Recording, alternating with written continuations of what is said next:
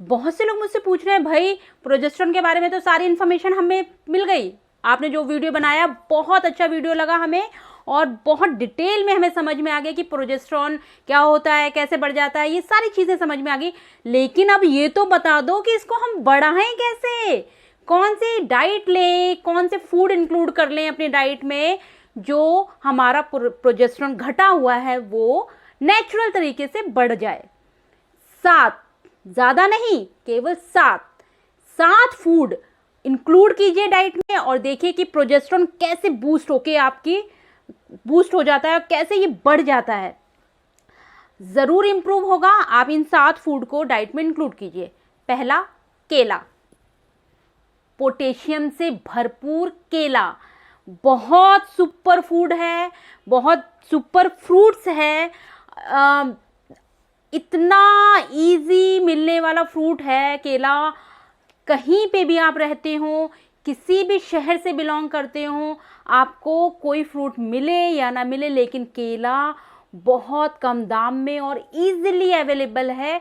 आप केला खाइए, इसमें B6 की क्वांटिटी बहुत ज़्यादा होती है। कम प्रोजेस्टेरोन में B6 हमें खाना ज़रूरी है, हमारी डाइट में B6 को हमें इंक्लूड करना ज़रूरी है। B6 को जब आप इंक्लूड करेंगे आपका प्रोजेस्टेरोन लेवल बढ़ने लग जाएगा। आप केले को मॉर्निंग में सुबह उठकर एक केला ज़रूर खाइए, इससे बहुत से फ़ायदे होने वाले हैं।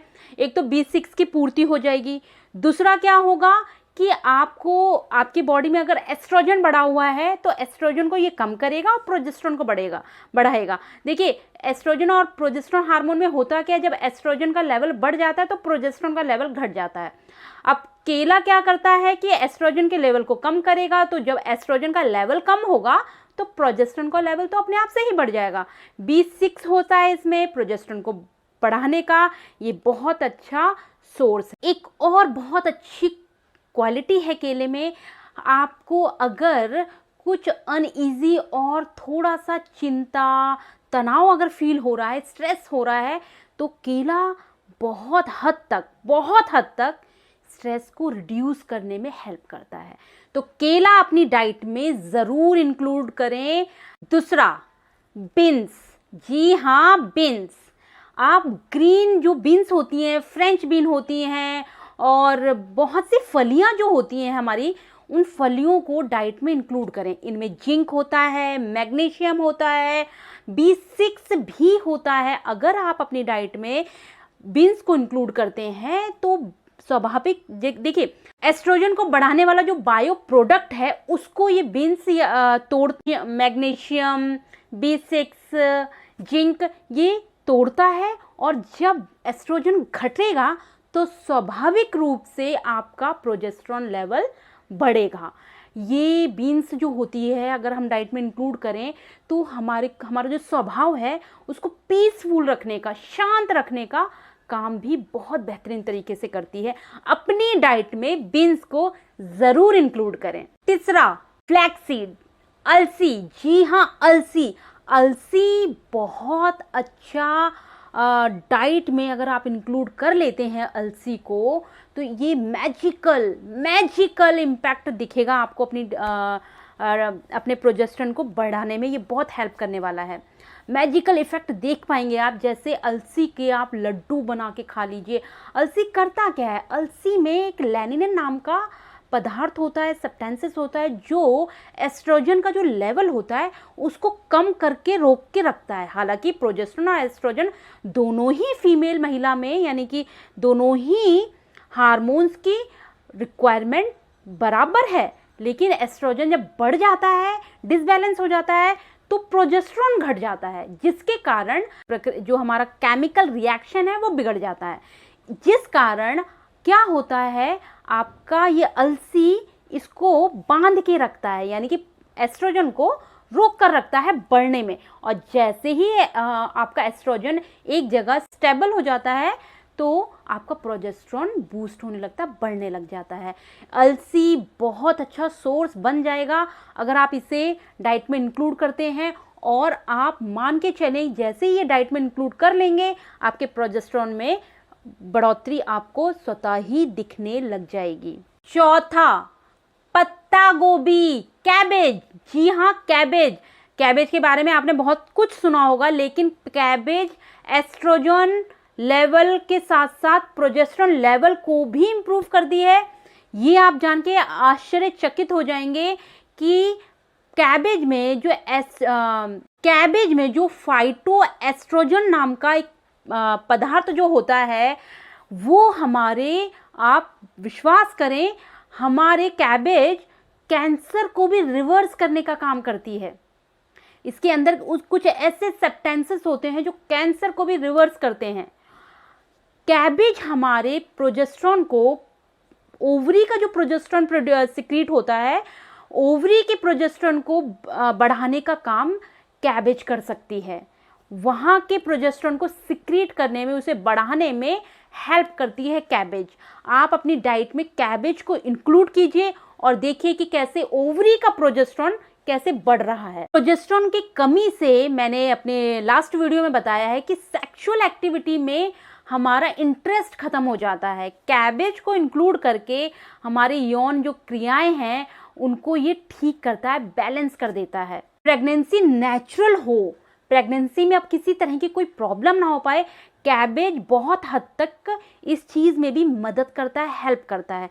अपनी डाइट में cabbage as a salad form में, as a vegetable, as a कैसे भी आप कैबेज को इंक्लूड करें, कैबेज बहुत फ़ायदा करेगा आपके प्रोजेस्टेरोन को बढ़ाने में। आप अपनी डाइट में कैबेज को अब इग्नोर ना होने दें। पांचवा अपनी डाइट में जो फूड इंक्लूड करना है वो है पम्पकिन सीड्स। जी हाँ, पम्पकिन सीड्स यानी कद्दू के बीज। कितनी छोटी छोटी चीज़ें हैं ना जो हमने अपनी डाइट में इंक्लूड कर लेंगे और हमारा प्रोजेस्टेरोन बढ़ जाएगा। बहुत ही ज़्यादा आपको बिलीव नहीं हो पा रहा है, लेकिन विश्वास मानिए, अगर इन सब चीज़ों को रेगुलर करेंगे ना, आपको फ़ायदा तभी दिखने वाला है। कद्दू के बीज में भी फाइटो एस्ट्रोजन होता है, मैग्नीशियम, कैल्शियम, विटामिन ई, ये सब कुछ प्रोजेस्टेरोन को बढ़ाने के लिए हमें चाहिए होता है। और कद्दू के बीज, जिनके अंदर ये सारी चीज़ें सम्मिलित हैं, आप कद्दू के बीज का इंटेक बढ़ाइए। कद्दू के बीज में एक और बहुत खासियत होती है कि हमारी फीमेल के अंदर जो ब्रेस्ट कैंसर की प्रॉब्लम आ जाती है, उसको भी ये रिवर्स करने में हेल्प करता है। कद्दू के बीज बहुत फ़ायदेमंद हैं। आप कद्दू के बीज को अपनी डाइट में इंक्लूड कीजिए। छठा, ओ माय गॉड, छठा गेहूँ। मैंने जब गेहूँ के बारे में रिसर्च किया, उसकी स्टडी करी, मैं हैरान रह गई कि गेहूँ में जिसकी हम रोटी खाते हैं, पर डे जो हम रोटी, हम जिसकी चपाती खाते हैं, उसको अगर नेचुरल फॉर्म में अगर लेना शुरू करें तो हज़ारों बीमारियों को दूर करने की क्षमता रखता है गेहूँ। गेहूं के अगर स्प्राउट्स खाएं ना, तो आप बिलीव नहीं करेंगे। जब गेहूं के बारे में मैंने स्टडी करा और पाया कि गेहूं के अंदर selenium, beta carotene, B6, antioxidant, folic acid, magnesium, इतनी सारी चीज़ें और बहुत सच में। लेकिन प्रोजेस्टेरोन को बढ़ाने के लिए इतना ज़्यादा ये वैल्यूबल होने के साथ साथ अदर चीज़ों में भी ये डायबिटिक को पूरी जड़ से रिवर्स करने की क्षमता है गेहूं की स्प्राउट्स में। मैं हैरान रह गई कि गेहूं जो हम डेली इंटेक करते हैं, लेकिन हम उसे बहुत रिफाइंड फॉर्म में यूज़ करते हैं, तो हमें उसके फ़ायदे कुछ नहीं मिल पाते। अगर हम उसके स्प्राउट्स खाएं, गेहूं को रात में भिगो के रख दें और मॉर्निंग में उसका स्प्राउट्स बना लें, थोड़े थोड़े उसके किल्ले फूटने लग जाएं, आप मान के चलें, अगर उसका इंटेक आपने कर लिया ना, आप बिलीव नहीं कर पाएंगे, एक मैजिकल इम्पैक्ट छोड़ देगा आपकी बॉडी में। और प्रोजेस्टेरोन कैसे बढ़ जाएगा, आप विश्वास नहीं कर पाएंगे कि गेहूं के अंदर इतनी ताकत है। PMS यानी कि प्री मेंस्ट्रुअल सिंड्रोम, यानी कि जो भी पीरियड से पहले जो सिम्टम्स आते हैं ना, जो चक्कर जैसा आना, थकावट महसूस होना, उसको भी ये कंट्रोल करके रख सकता है। इतनी पावर है गेहूं में। आप जो इर्रेगुलर पीरियड से गुजर रहे हैं, जो फीमेल इर्रेगुलर पीरियड्स के लिए बहुत परेशान रहती हैं, उसमें को ये इम्प्रूव करने में बहुत हेल्प करेगा। आप एक बार रेगुलर गेहूं का स्प्राउट्स मेरे कहने से लेना शुरू करिए, फिर देखिए प्रोजेस्टेरॉन क्या, आपकी कितनी सारी प्रॉब्लम सिर्फ गेहूं के स्प्राउट से दूर हो जाएंगे। छठा, गेहूं बिल्कुल इग्नोर मत करिएगा, हाईली रिकमेंड मैं करती हूं कि गेहूं को तो जरूर आप इनटेक करिए। सातवां, ब्लैक बीन्स। जी हाँ, ब्लैक बीन्स। देखिए ब्लैक बीन्स बिल्कुल वैसे ही दिखता है जैसे राजमा। राजमा थोड़ा सा मरून शेड में होता है, ये ब्लैक यानी कि इसका आउटर जो कवर है वो ब्लैक कलर का है। एक्चुअली ब्लैक बीन्स में होता क्या है, ब्लैक बीन्स में बहुत उच्च कोटि का जिंक पाया जाता है जो कि प्रोजेस्टेरॉन को बढ़ाने में बड़ा ही फायदेमंद है। इसलिए ब्लैक बीन्स को आप अपनी डाइट में इंक्लूड कर लीजिए। राजमा को तो वैसे ही करते होंगे आप, राजमा जिस तरीके से बनाते हैं, जिस तरीके से राजमे का इंटेक करते हैं, बिल्कुल ब्लैक बीन्स को भी वैसे ही यूज़ करिए। आप सैलेड की फॉर्म में ले लीजिए, आप बॉईल करके उसे खा लीजिए, या फिर आप उसकी सब्जी बना लीजिए, बहुत फ़ायदा करेगी। बिल्कुल इसको इंक्लूड कीजिए अपनी डाइट में। उम्मीद करती हूँ ये 7 पॉइंट अगर आपने अपनी डाइट में इंक्लूड किए, डेफिनेटली प्रोजेस्टेरॉन तो बढ़ेगा ही बढ़ेगा, और आप मुझे कमेंट में करके ज़रूर बताएंगे कि देखिए आपकी और कितनी प्रॉब्लम्स रिवर्स हो गई हैं इन सब चीज़ों को डाइट में इंक्लूड करने से। डाइट तो इम्पॉर्टेंट होती ही होती है, मैं हर बार कोई भी हार्मोन्स बताती हूँ और उसमें घटे हुए या बढ़े हुए हार्मोन्स को बैलेंस करने के लिए जो डाइट बताती हूँ, साथ में एक बहुत इंपॉर्टेंट चीज़ है एक्सरसाइज। अगर आपने एक्सरसाइज नहीं करी ना तो आपको रिजल्ट बहुत ज़्यादा इम्पैक्टफुल नहीं दिखेंगे।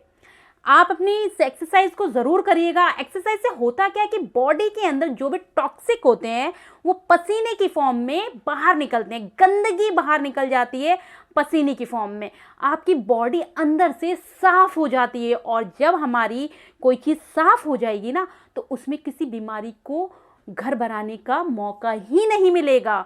आपकी बॉडी अंदर से क्लीन होगी तो कोई बीमारी हो ही नहीं सकती है आपको।